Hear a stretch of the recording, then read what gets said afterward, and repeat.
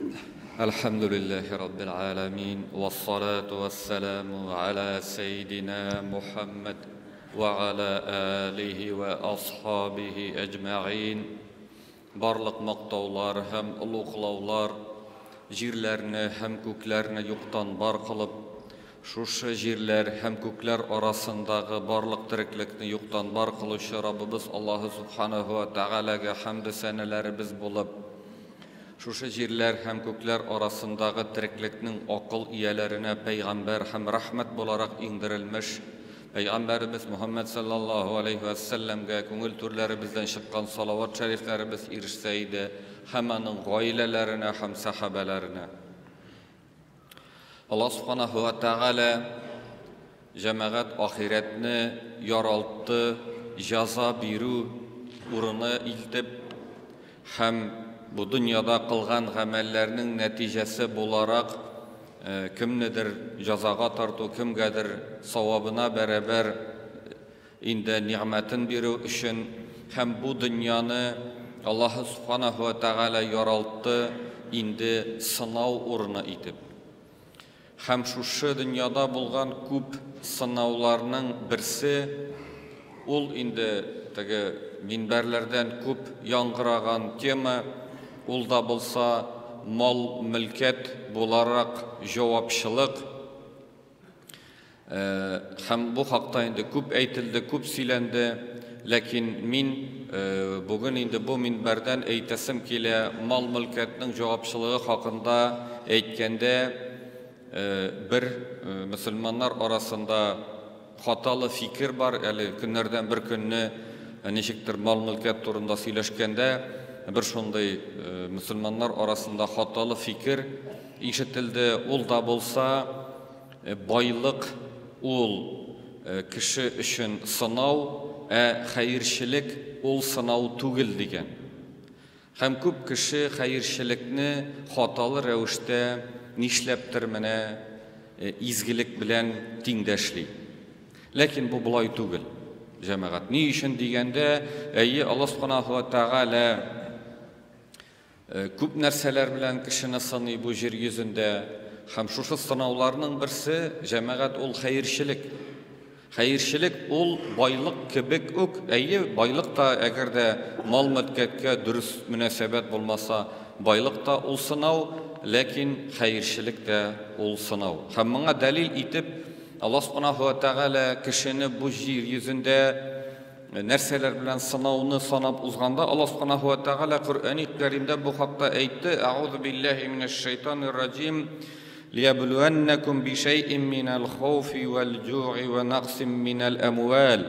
Аллаһ Субханаһу ва Тәгалә әйтте: "Без кешеләрне бу дөньяда кайбер нәрсәләр белән сынарбыз, курку кебек, ачлык кебек һәм мал мөлкәтенең кимүе кебек булган нәрсәләр белән сынарбыз" диде. Һәм җәмәгать пәйгамбәрбез Мөхәммәд саллаллаһу алейхи ва сәлләмнең кылган дугаларыннан безгә мирас буларак килеп җиткән дугаларының берсе, ул да булса пәйгамбәрбез саллаллаһу алейхи ва сәлләм кыла торган дугасының берсе, ул Аллаһка сыгынып, "Аузу бика", ягъни Аллаһка сыгынамын дигән, "Аузу бика минал куфри вал фақр". Мин менә мәдрәсәдә укыганда бер теге кызыклы сорау Аллаһ Субханаһу ва Тәгаләгә пәйгамбәрбез саллаллаһу алейхи ва сәлләм сыгыну нияте белән дуа кылган булган күфрлектән һәм икенче урында килә фәкыйрьлектән. Менә мәдрәсәдә укыганда миңа шундый сорау бар иде: нишләп күфрлектән соң пәйгамбәрбез саллаллаһу алейхи ва сәлләм икенче урында ук фәкыйрьлектән Аллаһка сыгынган?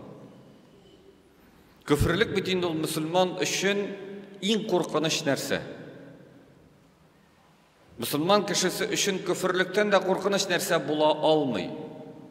Шушыннан соң икенче урында пәйгамбәрбез саллаллаһу алейхи ва сәлләм дуа кыла торган булган нишләптер башка нәрсәләрдән түгел, хәтта мәсәлән кумсызлыктан, яисә тәкәбберлектән, яисә гыҗблектән түгел, менә Карашка фақат ниндидер мал-мөлкәт белән һәм дөньяви булган мәсьәлә фәкыйрьлектән, күфрлектән соң икенче урынлыкта ук тора. Аның дугасында ул фәкыйрлек. Мин моны аңлап бетермим дөресен әйткәндә. Һәм моны миңа аңлатты бер таҗик. Һәм теге СССР дигән дәүләт таркалып, Таҗикистан аерылып чыккач, анда диде хәерчелек башланды диде. Бу таҗик кардәш моны аңлатты. Һәм шунда чит илдән, теге Европадан благотворительный теге хәйрия оешмалары, гуманитарный ярдәм белән килделәр ди. Общество Красного Креста, Кызыл тәре җәмгыяте Таҗикистанга килеп, мөселманнарга хәйр өрәшә башлады. Һәм шунда мөселманнар фәкыйрлек сәбәпле балаларын ачтан интектермәс өчен кулларын сузып бардылар кемнәргә? Мөселманнардан ярдәм сорадылармы? Закат фондына кебек җиргә бардылармы? Юк. Бардылар мөселман булмаган кешеләргә. Бардылар кафирләргә кул сузып ярдәм сорарга. Һәм шуңа күрә җәмәгать шушы Пәйгамбәрбез саллаллаһу алейһи ва салламның дугасында булган күфрлек белән фәкыйрлекнең ерак тормавын миңа бу таҗик шулай аңлатты. Һәм җәмәгать шундан да бу дөнья яшәгән вакытта без мал-мөлкәткә мохтаҗ. Чөнки без бу дөньяда яшәгәндә безгә ашарга, эчәргә, киенергә, җылынырга һәм башка мәнфәгатьләребезне үтәргә кирәк. Һәм хәтта Аллаһ субханаһу ва тааля шәригатьнең максатларының берсе итеп куйган, шәригатьнең аның максатлары бар. Һәм шушы максатларның берсе ул кешедә мал-мөлкәтне саклау. Шуңа күрә ислам динендә башка кешенең малына дәгъва белдерү, әйтик, анда ялган белән, алдау белән мал үзләштерү, яисә урлау, ул тыелган. Чөнки һәрбер кешенең бар матди хакы. Чөнки Аллаһ субханаһу ва тааля безне бу дөньяны яралты сәбәп дөньясы итеп. Һәм бу дөньяның бер сәбәбе ул да булса без матди яктан мохтаҗ. Чөнки кеше ислам дине күзлегеннән караганда 4 мөһим нәрсә, ягъни бу нәрсәләрдән башка кеше яши алмый. Ул да булса ашау-ичү, кием, яшәргә урын. Безнең регионда айруча, шулай бит, палаткада яшәп булмый бит шалашта. Каты беләсең. Һәм инде кеше авырып киткән вакытта медицина ярдәме. Шушы 4 нәрсәне Аллаһ субханаһу ва тааля шәригатькә кертте. Бу нәрсәләрдән башка кеше яши алмый. Кеше ашамаса үлә, кием булмаса шәрәттән урамга чыгып карагыз, аңларсыз киемнең зарурлыгын.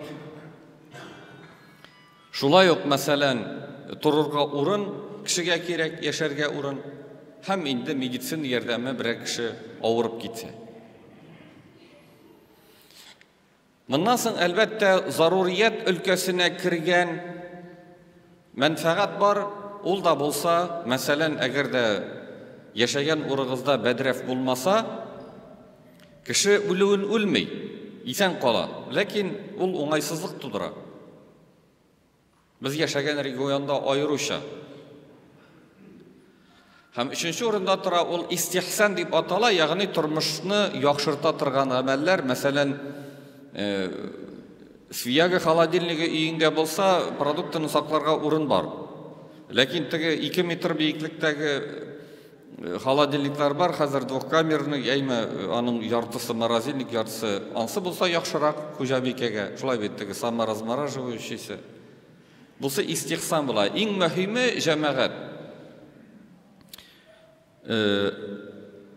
Безнең малны кәсеп итүдә һәм аны сарыф итүдә ике төп җавапчылыгыбыз бар Аллаһ Субханаһу ва Тәгалә каршында. Ул да булса мал-мөлкәтне хәләл юл белән кәсеп итү һәм хәләл юнәлешкә сарыф итү. Бу ике төп җавапчылык Аллаһ каршында мал-мөлкәткә кагылышлы. Һәм сарыф иткәндә җәмәгать иң мөһиме, әгәр дә мал-мөлкәт файда берми торган юнәлешкә сарыф ителсә, ул инде исраф категориясына керә. Ягъни исраф ул инде Аллаһ Субханаһу ва Тәгалә аны гамәлу шаятин, ягъни исраф ул шайтанның гамәле дип атады.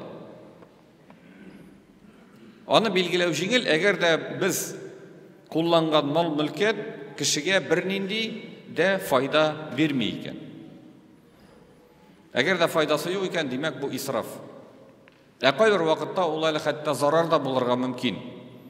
Әгәр дә ул инде харам нәрсә булса, мәсәлән, галимнәр тәмәке тартуның харамлыгын билгеләгәндә, аның харамлыгын билгелиләр берничә параметрдан чыгып, һәм шуларның берсе ул да булса тәмәкене сатып алуга сарыф иткән акча файда бирми, киресенчә зарар гына бирә.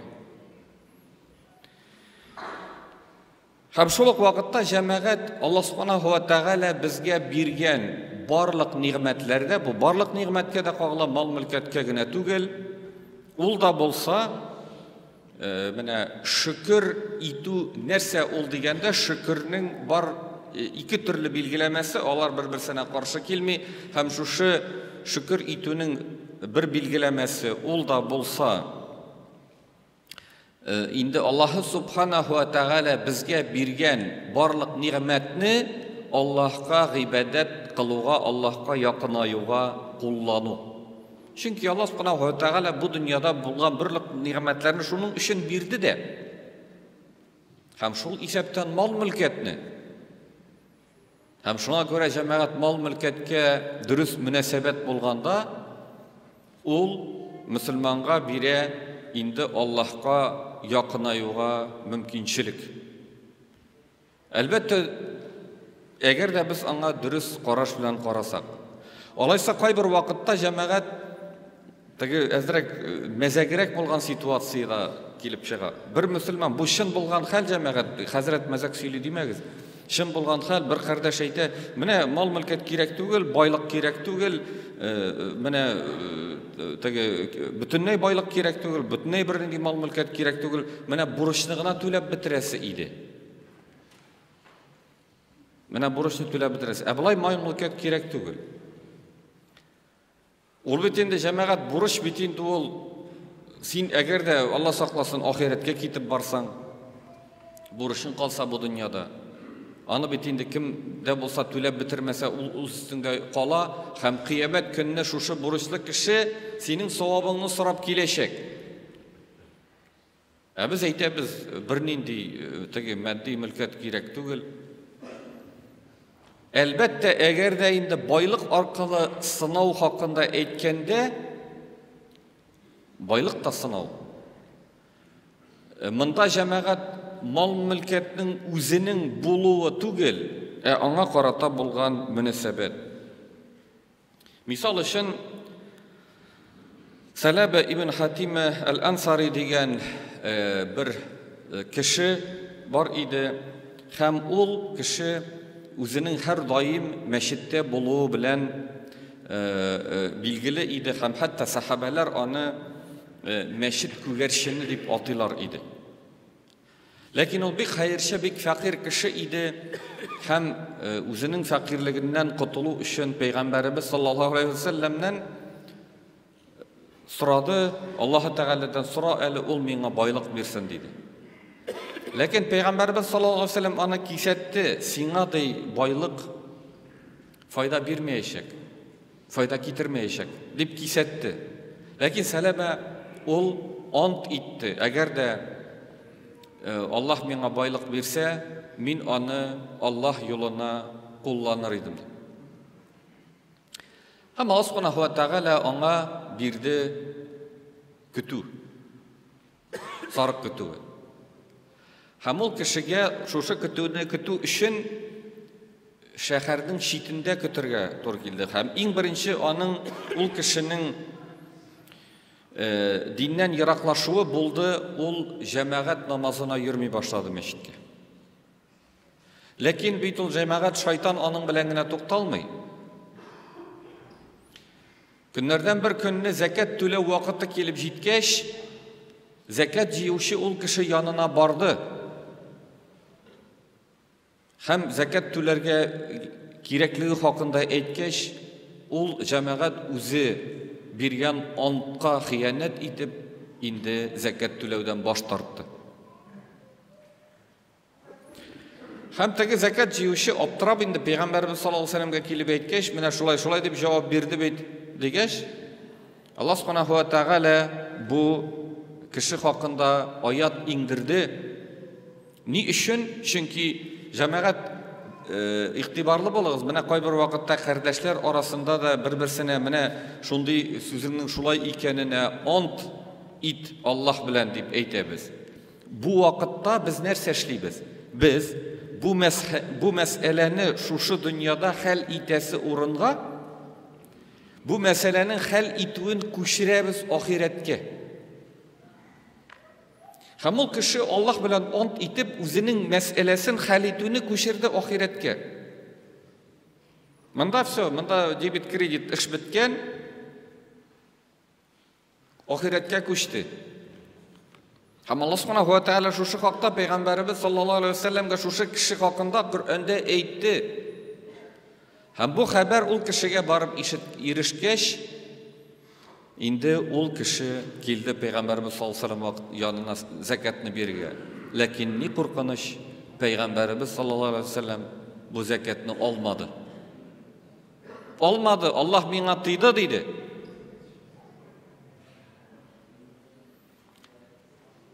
Ләкин шул ук вакытта, әгәр дә без мәсәлән башка сахабаларны карасак, мисал өчен Әбу Бәкрне һәм башка сахабаларны, алар мал-мөлкәт ягыннан караганда бай кешеләр иделәр. Хәтта Аллаһ юлына малны сарыф иткәндә Әбу Бәкр бер капчык алтын алып килде. Димәк, ул аның булган бит. Ләкин ни өчен Әбу Бәкргә карата андый аят иңмәде?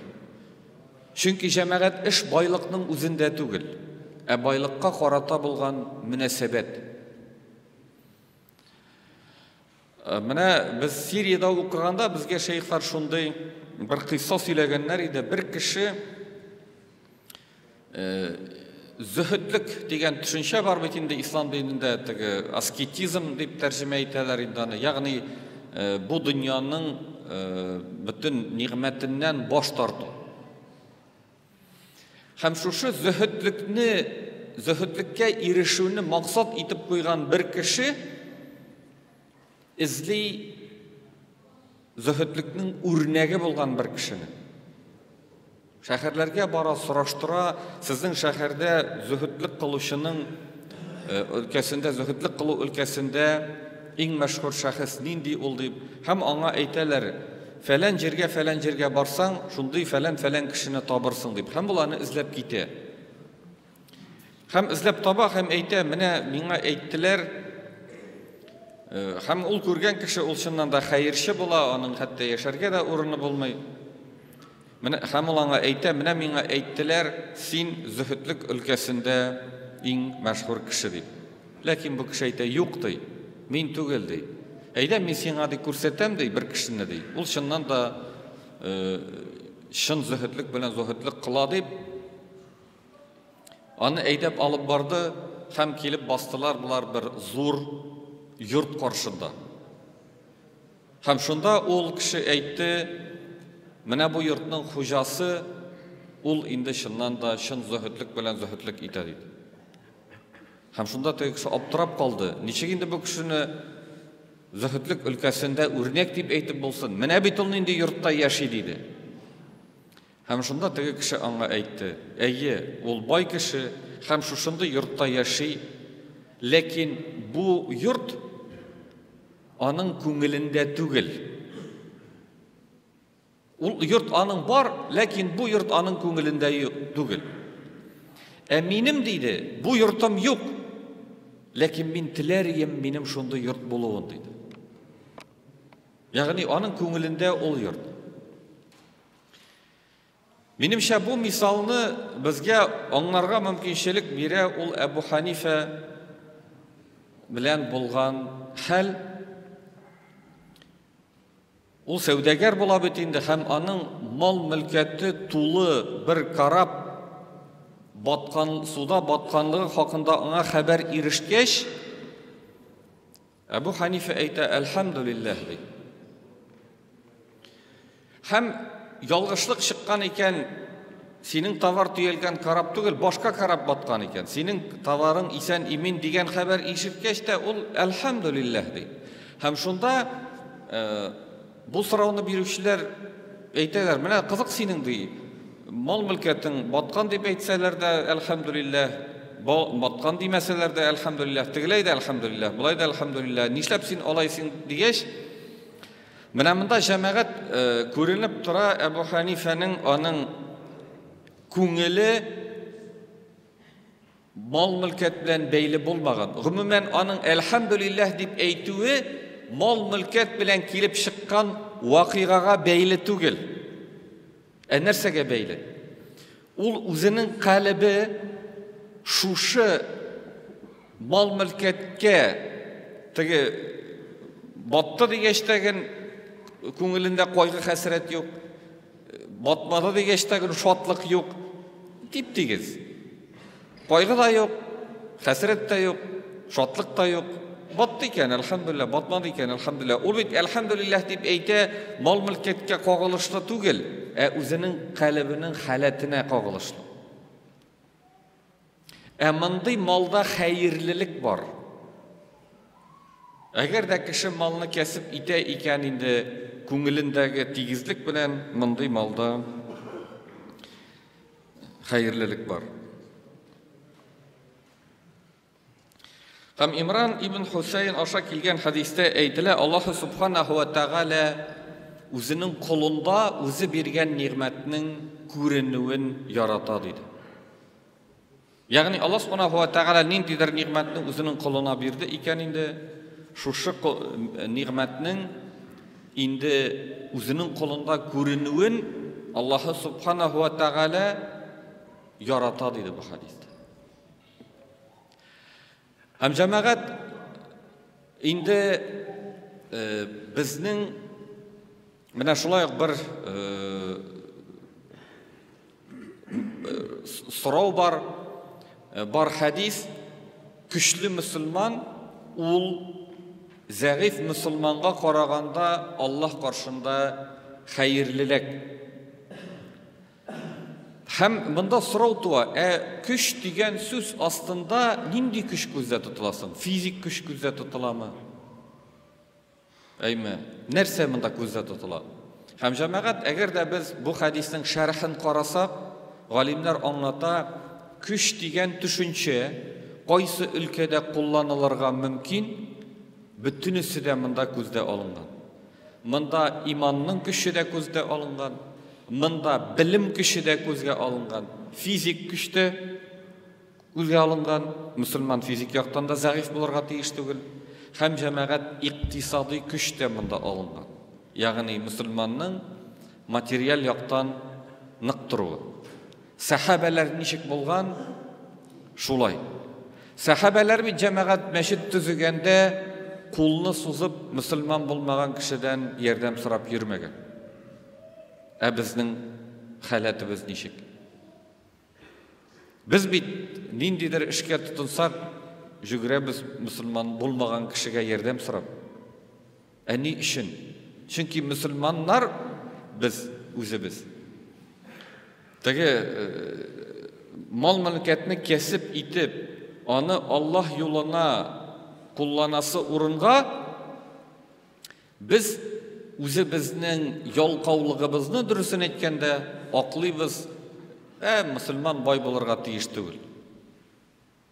Кайбер вакытта җәмәгать ситуация абсурд халәткә барып җитә. Мәсәлән, ират өчен ярар инде мәчет мәдрәсәләр, ансын калдырып торык ди. Әле бит гаилә каршында матди җавапчылыгыбыз бар. Гаиләбез каршында булган матди җавапчылыгыбыз бар. Ул хатыннарыбызны, балаларыбызны матди яктан тәэмин итү хакында кагыла. Хәтта бу өлкәдә дә кайбер вакытта мәсьәлә абсурдка барып җитә. Мөселманнар үзләренең җалкаулыгын аклыйлар, теге бай булырга кирәк түгел дип, шул ук вакытта хатыннарын гаеплиләр. Менә аларга байлык кына кирәк, башка нәрсә кирәк түгел. Ул хатын нәрсә эшләсен? Хатын кыз бит ул теге безнең иратсыман, без иратка бит инде нәрсә тамак тук өсбүтен булса, теге артыга кирәк тә түгел. Хатын кыз бит инде ул теге ират тәэмин итмәсә, бу тормышның авырлыгын тартырга мәҗбүр була. Һәм кайбер вакытта ул хатын кызларның таләбе ул бит иреннән теге Bentley машинасы, норковый шуба яисанда яхталар таләп итмәй. Таләп бит нәрсә ул квартира, ул ашарга ризык, үскә кием, ягъни яшәү өчен менә Аллаһ Субханаһу ва Тәгалә санап узган шушы 4 нәрсә кеше монсыз яши алмый: ашарга ризык, үскә кием, торырга урын һәм медицина ярдәме берәр гаилә әһле ширләп китсә. Кызганычка каршы хәтта бу өлкәдә дә җәмәгать инде безнең проблемалар барга килә. Мин инде әйтмим анда ниндидер теге зур мәсьәләләр, зур проектларны тормышка ашыру хакында. Хәтта гади генә булган гаиләне тәэмин итү мәсьәләсендә дә кайбер вакытта без әле теге үзебезнең ялкаулыгыбызны аклыйбыз, теге ислам динендә байлык кирәк түгел дип. Инде җәмәгать вагазымны тәмамлап шуны әйтәм, мәсьәлә байлыкның үзендә түгел, аңа дөрес мөнәсәбәттә. Әгәр дә кеше инде мөселман кешесе мал-мөлкәте булып, ләкин бу мал-мөлкәт ничек сахабаларның мал-мөлкәте булган, ләкин ул мал-мөлкәт аларның калебләренә бернинди тискәре тәэсир итмәгән, бу инде дөрес сахабалар юлы. Без күп кенә әйтәбез, сахабаларның үрнәге һәм сөннәт дибез. Ләкин шул ук вакытта сахабаларның үрнәген кайбер мәсьәләләрдә онытабыз. Бу очракта инде матди яктан тәэмин итү үзебезне, гаиләбезне һәм инде бөтен өммәтне шул исәптән, мәсәлән, мәчет мәдрәсәләрне тоту мәсьәләсенә килгәндә дә. Һәм инде Аллаһ Субханаһу ва Тәгалә безгә барыбызга да насиплардан әйләсен иде. Инде барыбызны да фәкыйрьлектән сакласын иде, кәсеп иткән малларыбызны хәерлелек белән, хәләл юл белән генә кәсеп итеп һәм хәләл булган гына юнәлешләргә кулланырга Аллаһ Субханаһу ва Тәгалә насиплардан әйләсен иде. Амин.